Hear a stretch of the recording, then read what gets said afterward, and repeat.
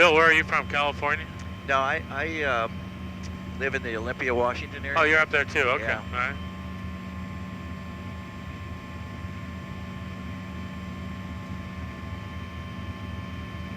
There we go. I had my volume down.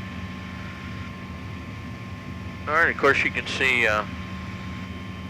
Camelback Mountain off to the left side of the aircraft, and we're going to go right between the Papago Buttes. Down to the left is the aviation facility for the Arizona National Guard. They have a bunch of Black Hawk helicopters that have been deployed in the last year over to Iraq.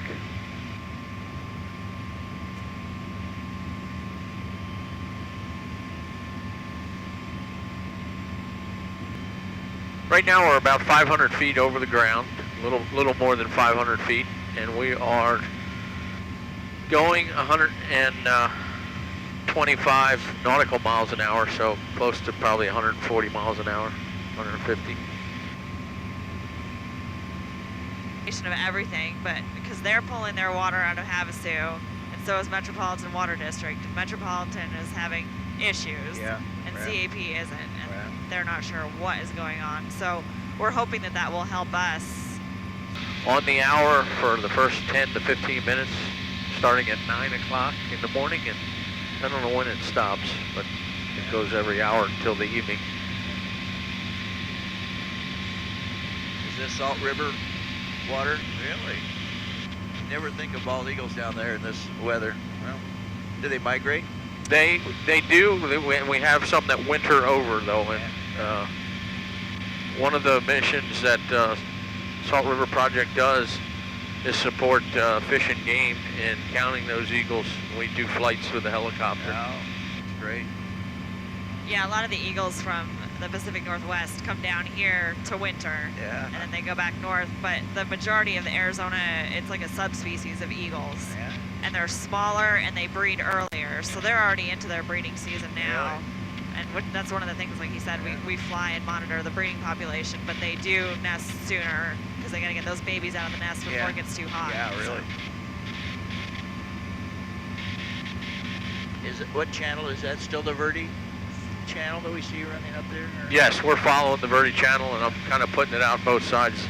I'm crisscrossing back and forth, or it's crisscrossing under us. Very nice.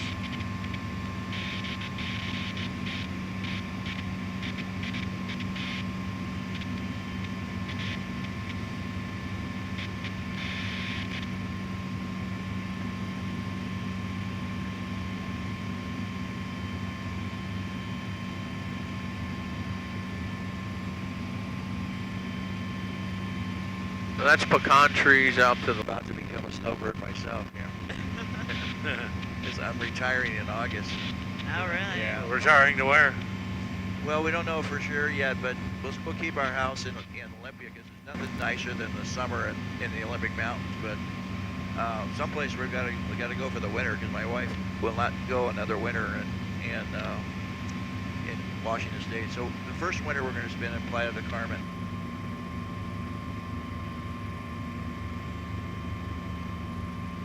Guys fishing, it looks like. Yeah, Huh? yeah.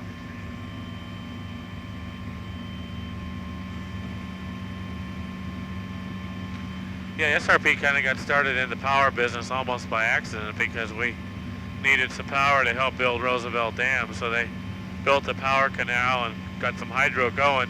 But power for company customers is natural gas, coal, Oh, nuclear. oh, I see. I didn't understand that. But we're getting cheaper to run it, to pump it back up. Right. Now, this is Bartlett Dam. It was built in 1939. And the lake behind it? Is known as Bartlett Lake. And in the 90s, they, and correct me if you know more on this subject, anybody, but in the 90s, the Safety Dams Act, and the idea is that if the water got high enough to top the dam, rather than destroy the dam, it'll push these rocks out of the way. Right now, and you also see there's some spillways on the other side of the dam. And right now we're only letting water out from the lake under the dam or through the dam. But if we need to, we can open those spillways and let a lot more water out. This is non-hydro. You're Yeah. right. Yeah, the two lakes, the two dams on the Verde are non-hydro. But we do feed into Bartlett, so we are monitoring out here. You can see a lot of the recreational usage. Yeah. Did these are these some of the people that you had at Lake Pleasant for the level 2 training there? Yes, these guys, the marine operators here, did come out there for level 2 training. What's the fishery here? Is it bass? I think they do fish bass. I'm not sure. I know there are. I didn't bass bring in my Pleasant, but- book that I usually bring for helicopter trips, and it has that information. Yeah. Sorry. You don't have any trout fisheries, do you? Reservoirs or when or what. You can see that it's down a good bit, the reservoir. And when it is, the Forest Service, who actually controls the recreation around the lake and on the lake, along with the Maricopa County, well, I'm not sure which county, but the county sheriff. But at any rate, when it's down like this, you can see a lot of camping takes place on the lake bottom that's exposed. And that's one of the issues that we have to deal with quagga mussels is SRP operates the reservoirs and controls the water level. The Forest Service controls the recreation and the land, and then the Bureau of Reclamation actually owns the dams. So we've got 3 entities to deal with, and then you have the public thrown in there, the fishermen, and it just gets a very complicated Right. entity on Bodies, yeah. the reservoirs. Are the concessionaire, the marina concessionaire to the forest? Reasons. But mostly, I think, breeding eagles. Yeah. So we're coming up to Horseshoe Lake and Horseshoe Dam, which is really an earthen dam. There's also a fuse plug in this dam that was added along with the spillway during the Safety Dams Act. Now something, let's... Yeah, in the summer months, Horseshoe will be virtually empty. No. They'll move that water into Bartlett. Yeah. They don't look 93% full. Well, it's the ones on The salt. the Yeah. Salt River. The Uh-huh. entire system is probably about 90% full, but that's because the Salt River holds so much more water than the Verde. Because there's 4 dams on there, and they're all over 90%.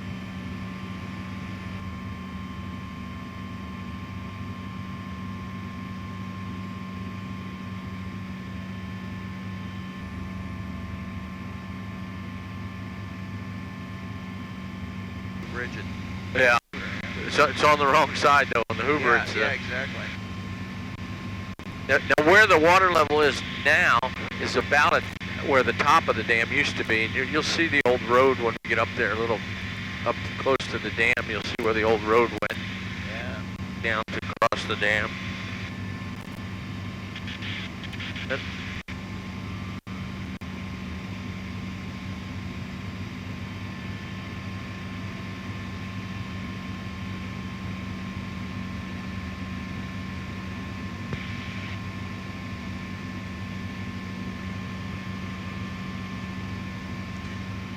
You can kind of see by the geography that Phoenix is in a great location. You know, Yeah. We'd have to work with ADOT or whoever. But it's the people that don't want to comply that I think would still, We'll you still know, find a way around. 77 feet in 1996, which allowed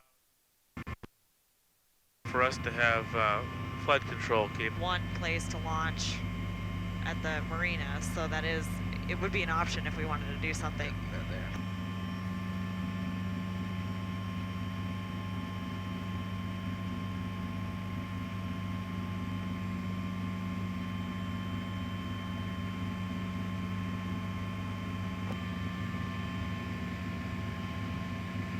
now this helipad that we're going to land on, we've been having bringing crews out to work on, well, Horse Mace Dam and Roosevelt Dam. We bring them out in the morning and take them home at night. It extends their workday, and they're doing some pretty extensive maintenance to the generators, electrical generators in the dam.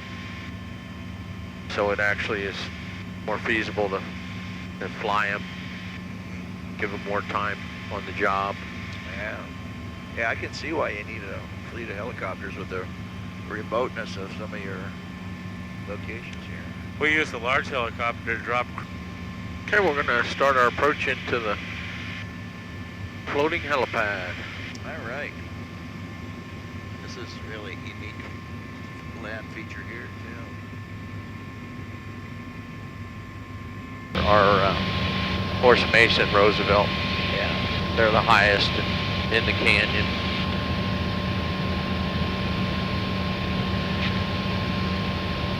Yeah, I really like this side better than the Verde side. Rock that it was built into, they actually had to reinforce it.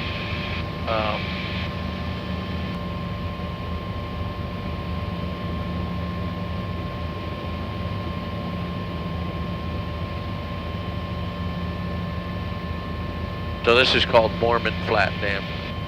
Stewart Mountain. I'm sorry. Stewart Mountain. Keep me straight, Jeff. Yeah, Stewart Mountain holds. Exists. You're doing some dredging down there. Yeah, they're always dredging.